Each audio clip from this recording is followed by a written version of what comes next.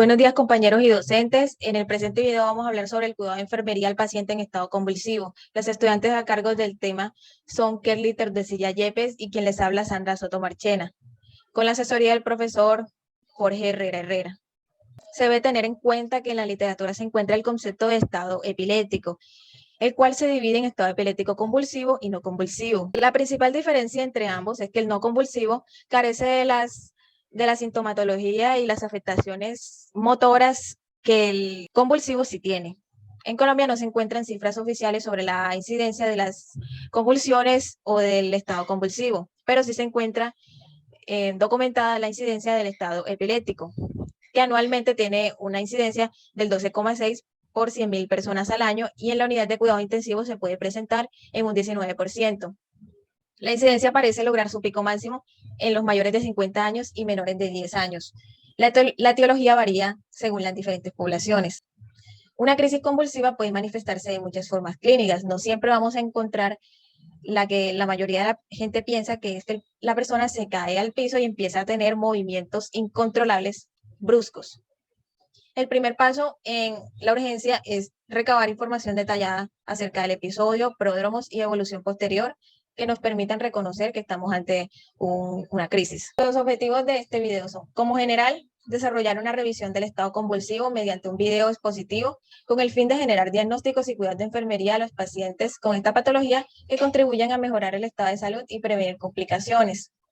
Como objetivos específicos pretendemos definir el concepto de estado convulsivo y las diferencias entre los tipos de convulsiones, conocer las posibles complicaciones en pacientes con estado convulsivo y establecer los procedimientos de enfermería a desarrollar ante el estado convulsivo.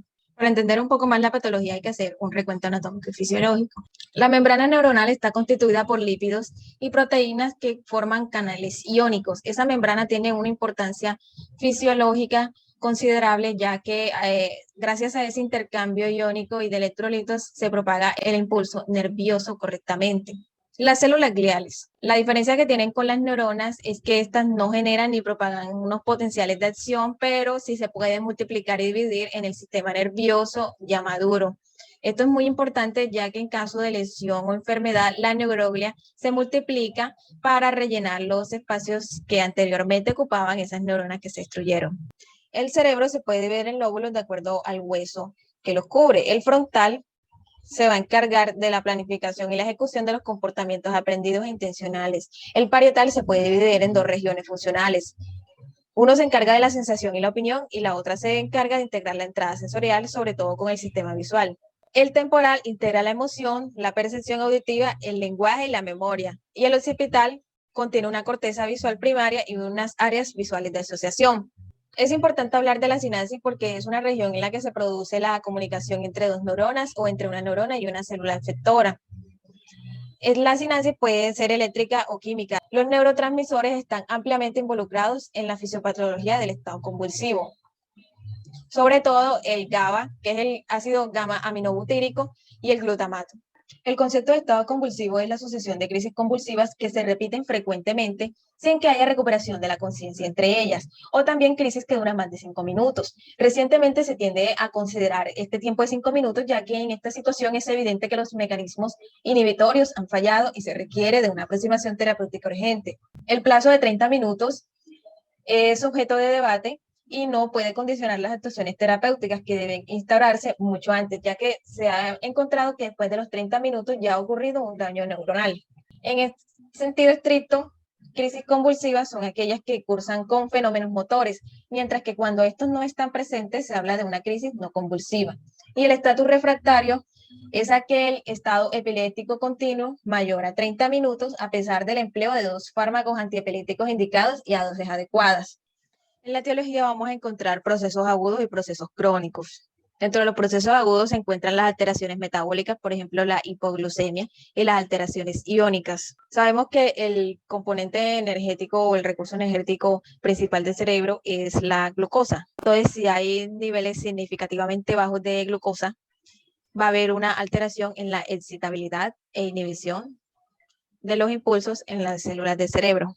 También se cree que la hiperglicemia lleva a un descenso en el umbral epileptógeno. El umbral epileptógeno es el nivel mínimo de excitabilidad que necesitan las neuronas para generar una crisis convulsiva. Las sepsis o infecciones del sistema nervioso central, por ejemplo, la meningitis, encefalitis y los abscesos, también pueden causar un estado convulsivo. Los accidentes cerebrovasculares, isquémicos, hemorrágicos, hemorragia subaracnoidea, trombosis de senos venosos, traumatismo cráneoencefálico con o sin hematoma epidural o subdural, también pueden causar un estado convulsivo, porque estos eventos generan lesiones a nivel de la corteza cerebral y esa lesión puede generar un problema de excitabilidad e inhibición en esa área afectada. La toxicidad por fármacos, abstinencia a drogas y fármacos también puede generar un estado convulsivo, ya que hay un desbalance en los neurotransmisores responsables de la excitación e inhibición de los impulsos, sobre todo el GABA y el glutamato. También estas intoxicaciones pueden generar unas alteraciones de los iones, sobre todo el sodio. Y sabemos que cuando hay un desbalance en los electrolitos, el impulso nervioso se va a ver afectado, ya que no se va a generar el suficiente potencial de acción. También la encefalopatía anóxica, es decir, que no le llega oxígeno al cerebro por hipertensión arterial. En los procesos crónicos podemos encontrar la epilepsia previa y el incumplimiento del tratamiento. Muchas veces llegan a la urgencia pacientes que son epilépticos con un estado convulsivo porque no se adhieren al tratamiento farmacológico o la dosis no es la adecuada o incluso el medicamento no es el adecuado. También los tumores del sistema nervioso central, es decir, que estén presentes dentro del cráneo o la médula espinal, pueden generar un estado convulsivo. El consumo crónico de alcohol y la patología antigua del sistema nervioso central, por ejemplo, un accidente cerebrovascular, traumatismo cráneoencefálico, hematoma subdural. Normalmente se genera un estado convulsivo si este evento que mencioné es muy grave. Y también dependiendo del área afectada, porque allí se generó una lesión en esa parte del cerebro, quedaron secuelas neurológicas y se afectó la excitación e inhibición del impulso eléctrico en esa parte del cerebro. En cuanto a la clasificación, encontramos dos. En el estado convulsivo focal, el impulso eléctrico anormal se genera en una zona específica del cerebro y permanece allí. Si está limitado a una extremidad o segmento corporal sin eventos secundariamente generalizados, este cuadro no tiene repercusiones sistémicas. Puede pasar que de focal pase a generalizado, entonces sería un evento convulsivo generalizado. Se divide en simple o complejo. En el simple, los síntomas son motores, psíquicos, sensoriales, o también pueden ser todos al mismo tiempo. El complejo suele iniciar en el lóbulo temporal y también suele estar precedido con síntomas. Esto se conoce como el aura, y estos síntomas pueden abarcar desde sensaciones de caída hasta déjà vu y alucinaciones, dependiendo del área afectada. No necesariamente la persona va a estar inconsciente, pero sí va a estar muy confundida durante todo el trastorno, durante toda la convulsión. En el generalizado, existen muchos focos epilépticos que se activan al mismo tiempo y afectan a los dos hemisferios cerebrales. Esto constituye un cuadro muy grave e incluye tanto las formas de inicio generalizado como aquellas que su inicio fue focal y se generalizaron secundariamente. No hay que esperar tiempo para acudir a urgencias, ya que esto constituye una emergencia porque puede tener repercusiones sistémicas. Ahora vamos a ver los tipos de convulsiones que se pueden presentar en el estado convulsivo y sus manifestaciones clínicas. Como ya lo he mencionado, están las convulsiones focales que se dividen en simples o complejas. Las convulsiones simples afectan una pequeña parte del cerebro, no afectan la memoria ni la conciencia. Los síntomas dependen del área del cerebro afectada.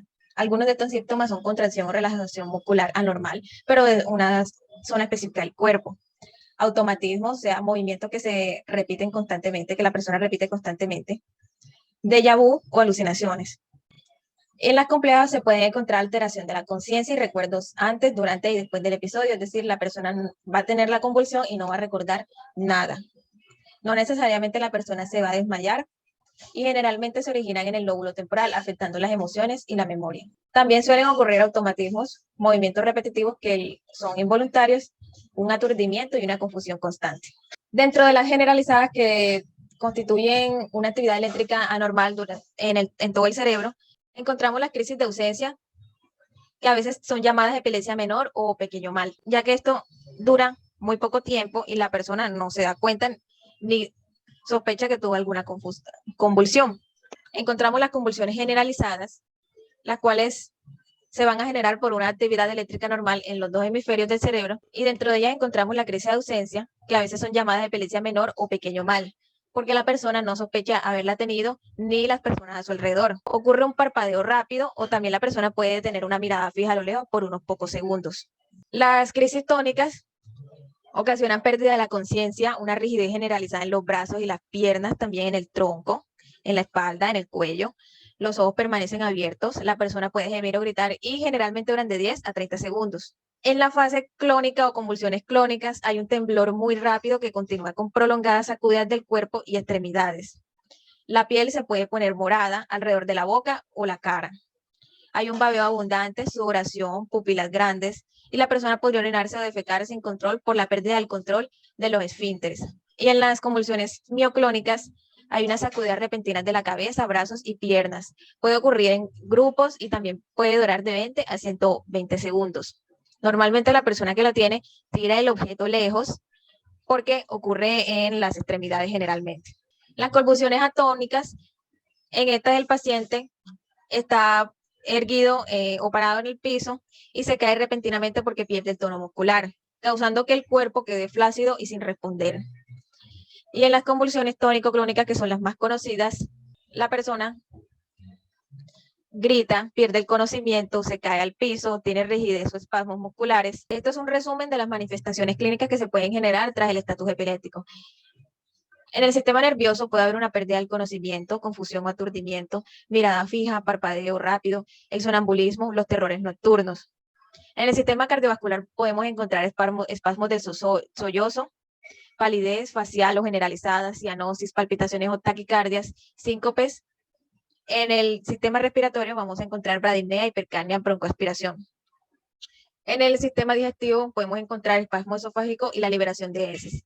En el sistema genitourinario, pérdida del control de la vejiga. Y en el sistema osteomuscular se puede encontrar sacudida de los brazos y piernas, rigidez corporal, caídas repentinas, la hiperplesia, las distonías paroxísticas y los tics. Bueno, tenemos inicialmente una crisis convulsiva que normalmente lo máximo que pueden durar es de 2 a 3 minutos. Ya después de ese tiempo, a los 5 minutos y más allá, se entiende que han fallado los mecanismos inhibitorios que limitan la crisis, principalmente los GABAérgicos.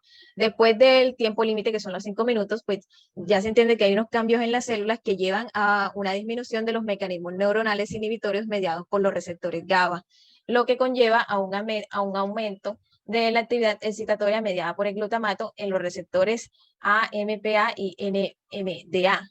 Esto al mismo tiempo pues va a generar un estado de hiperexcitabilidad en el sistema nervioso y en el cerebro, pues porque el GABA es principalmente un inhibidor del sistema nervioso central, de los neurotransmisores, mientras que la glutamina y el aspartato son excitatorios. Entonces, esto causa que haya una hiperexcitabilidad que va causada por la disminución del umbral epileptógeno. Entonces, como se disminuye ese umbral, cualquier pequeño impulso que se genere en el cerebro puede desencadenar una crisis convulsiva. Ese estado de hiperexcitabilidad y de descontrol en el sistema nervioso va a afectar la barrera hematoencefálica.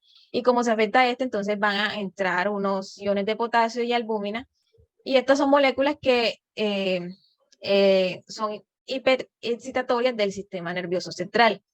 Y va a suceder lo mismo que con la glutamina y el aspartato, haciendo que continúe la crisis. Se considera que a mayor duración de la crisis hay menos probabilidad de que ésta se autorregule. Bueno, encontramos los exámenes diagnósticos. Entonces, dentro de estos encontramos el electroencefalograma. Este examen nos va a revelar o nos va a facilitar información respecto al tipo de trastorno epiléptico y también la localización del foco epiléptico que presenta el paciente. Encontramos la tomografía computarizada, en la cual nos revela o nos da información acerca de las anomalías que hay en el cerebro, las cuales nos podrían estar provocando este tipo de convulsiones. Encontramos la resonancia magnética, pues que esto nos da una vista detallada del cerebro, en la cual se detectan lesiones o anomalías que podrían ser las causantes de estas convulsiones. Encontramos los exámenes de laboratorio. Están las pruebas de sangre que se hacen para detectar trastornos metabólicos o genéticos que podrían estar asociados con las crisis convulsivas que presenta el paciente. Encontramos la punción lumbar raquídea. Este se hace por medio de una presión de apertura, se hace un recuento de células, proteínas, glucosa, cultivos y serologías ante la sospecha de un proceso neoplásico o infeccioso. Se hace una gasometría arterial y de iones como lo son el calcio, magnesio y sodio. Este tiene un objetivo que es controlar las convulsiones lo más rápido posible, prevenir la recurrencia y detectar si hay complicaciones sistémicas.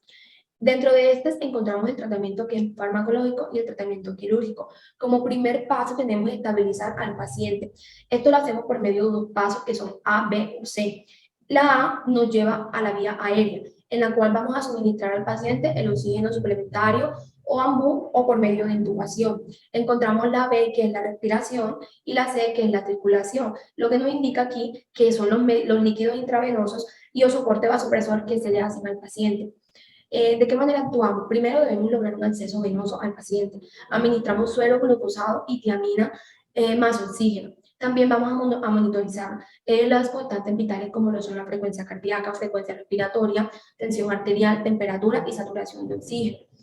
Es necesario siempre que hagamos un examen físico completo al paciente que incluya un examen neurológico detallado para así determinar la etiología de las convulsiones. Siempre se debe manejar de forma simultánea las siguientes condiciones. Primero, pues debemos tener siempre en cuenta la fiebre, la hipotensión, hipoxia, hipo o hiperglicemia u otras alteraciones metabólicas del paciente. Vamos a valorar los fármacos que pueden desencadenar las convulsiones, vamos a realizar los exámenes médicos y de rutina y vamos a hacer un soporte inotrópico. Bueno, dentro del tratamiento farmacológico, que es el segundo paso, que es detener las convulsiones del paciente, encontramos los principales medicamentos. Se sugiere que se inicie medicamentos con benzodiazepinas, ya sea intra o extrahospitalarias, ya sea intramuscular o intravenoso. Siempre debemos tener en cuenta escoger el medicamento de acuerdo a su disponibilidad, a una vía de administración mucho más rápida, a que vamos a garantizar pues, que el medicamento tenga un efecto mucho más prolongado y que este va a tener un manejo de complicaciones. También debemos tener en cuenta las interacciones medicamentosas y la edad del paciente. En las literaturas se encuentra que las benzodiazepinas son muy utilizadas para este tipo de complicaciones. Entre ellas encontramos las siguientes. El diazepam. Este medicamento lo que hace es facilitar la unión del GABA a su receptor y así aumenta su actividad. Dentro de los efectos secundarios de este medicamento encontramos la hipotensión y la depresión respiratoria. Bueno, otro de los medicamentos es el ácido valproico. Este lo que hace es aumentar los niveles cerebrales de GABA, disminuyendo así los de aminoácidos excitadores y va a modificar la conductancia del potasio. Bueno, dentro de los efectos secundarios más comunes del ácido valproico encontramos que se presenta la hiperamonemia, que es una alta concentración de amonio en la sangre. También se da la pancreatitis y la hepatotoxicidad. Este medicamento no se utiliza en infusión. Otro de los medicamentos más comunes para esta complicación es la fenitoína. Este medicamento lo que hace es inhibir la propagación de la actividad convulsivante en la corteza cerebral, permitiendo así la estabilización del umbral y pues promoviendo la difusión del sodio desde las neuronas. Dentro de los efectos secundarios de la fenitoína encontramos la hipotensión y las arritmias. Cabe notar que si el estado convulsivo se debe a suspensión del medicamento antiepiléptico que venía recibiendo el paciente, se recomienda mucho pues, que se utilice ese como primera línea de elección para el manejo, siempre y cuando la situación del paciente lo permita. Si la crisis en un paciente no llega a ceder y se llega a un estatus refractorio, se considera el ingreso a UCI para un coma inducido. Se considera que un paciente que no recupera el estado de conciencia dentro del contexto estatus tiene una probabilidad del 50-70% de ser refractorio, lo cual obliga a la monitorización continua del electroencefalograma. El coma se induce con medicamentos de tercera línea como lo son el propofol y la ketamina, aunque no existen estudios medicamentos clave para el manejo de estas crisis. En estas situaciones se utilizan estos medicamentos y tiopental. Ya después de observar en el monitor que desapareció la actividad eléctrica anormal, se retiran los fármacos de 12 a 24 horas, manteniendo los niveles terapéuticos de los otros fármacos antiepilépticos. La inducción al estado de coma es el manejo más frecuente utilizado después de que hayamos utilizado la primera y la segunda línea de fármacos y estos hayan fallado. No van a detener las crisis por completo en algunas ocasiones, sino que de pronto van a disminuir el número de crisis que va a presentar el paciente. Bueno, la elección de la cirugía es el resultado de una evaluación multidisciplinaria de la cual van a depender las características de los pacientes, dentro de las cuales indicaciones se encuentran. Bueno, encontramos el estado súper refractorio en crisis focal lesional y la crisis focal continua. Bueno, dentro de las intervenciones que se realizan encontramos lesiontomía, callostomía, estimulación del nervio vago u otro tipo de neuromodulación y hemisferectomía. Dentro de las complicaciones, pues encontramos la broncoaspiración, ya sea de alimento o saliva, lo cual puede provocar una neumonía por aspiración. Encontramos el edema pulmonar neurogénico, encontramos una insuficiencia renal aguda, una hipoxia, encontramos la hemorragia de vías digestivas, los problemas de aprendizaje que puede presentar el paciente, se pueden presentar efectos secundarios de los medicamentos, fracturas y aplastamientos de los cuerpos vertebrales y en los peores casos, la muerte. Dentro de los cuidados de enfermería se presentan. Estos son durante la presencia de la crisis. Entonces, primero debemos permanecer con el paciente en todo momento. Vamos a valorar el nivel de conciencia y los signos vitales. Vamos a garantizar la permeabilidad de la vía aérea, con lo cual vamos a colocar una cánula de Weber, si es posible, sin forzar, ya que esto puede ocasionar lesiones en labio y pérdidas de las piezas dentales del paciente. Vamos a administrarle oxígeno a alto flujo y monitorizamos la saturación. Vamos a colocar una vía venosa de un calibre grueso, ya sea número 18 o 16. Vamos a observar qué tipo de convulsión es, el tiempo de la convulsión, las características, pues ya en la dirección en la que se vuelven los ojos o la cabeza y la pérdida de esfínteres. Vamos a realizar el electrocardiograma y vamos a preparar carro de paro. Y pues se dice que no se debe forzar a los movimientos del paciente, como en muchos casos vemos cuando el paciente convulsiona, lo agarramos de forma brusca, entonces no se puede hacer. Entonces, si la crisis le ocurre al paciente fuera de la cama, debemos ayudarlo a tumbarse en el suelo, evitando o conteniendo la caída. Todos los pasos o todos los procedimientos que se ven o que hagamos dentro de estos cuidados de enfermería, debemos anotarlos en la historia. Cuidados de enfermería generales, periodo postcrítico. Esto es después de la crisis. Entonces, aquí vamos a intentar colocar al paciente en decúbito lateral, pues para así evitar el riesgo de aspiración. Vamos a proporcionar un ambiente tranquilo y seguro, sin excesiva iluminación o ruido. Vamos a controlar los signos vitales y la glucemia del paciente. Realizamos una valoración neurológica mediante una escala Glasgow. Vamos a efectuar un examen generalizado para detectar la aparición de lesiones, erosiones, hematomas, heridas o rotura de piezas dentarias o fracturas que el paciente haya podido presentar durante la convulsión. Si ha habido incontinencia, vamos a realizar aseo al paciente. Vamos a reorientar y tranquilizar, pues cuando éste recupere el estado de conciencia. Si es posible, podemos estar acompañados de los familiares o de un familiar del paciente. En la conclusión tenemos que el estado convulsivo debe considerarse una verdadera emergencia médica, pues ya que esta puede ser fatal o causar lesiones neurológicas graves, las cuales pueden ser permanentes. Son fundamentales las medidas iniciales tales como la valoración del estado de la vía aérea, la ventilación y la circulación, así como el soporte de las funciones vitales antes de iniciar el tratamiento farmacológico agresivo para así controlar las convulsiones. La intervención rápida y efectiva es necesaria para controlar el estatus convulsivo en las etapas iniciales, pues con el fin de evitar los cambios fisiopatológicos relacionados con las convulsiones prolongadas que causaría secuelas neurológicas y la muerte. El papel de enfermería consiste en el apoyo a la estabilización del paciente y busca de la etiología, la administración segura de los fármacos, utilizar al paciente y a su familia, así como de monitorizar las constantes vitales e informar cualquier cambio para que un episodio convulsivo no deje secuelas neurológicas o sistémicas a lo largo plazo. La vigilancia y mantener la calma son claves pues, en esta patología.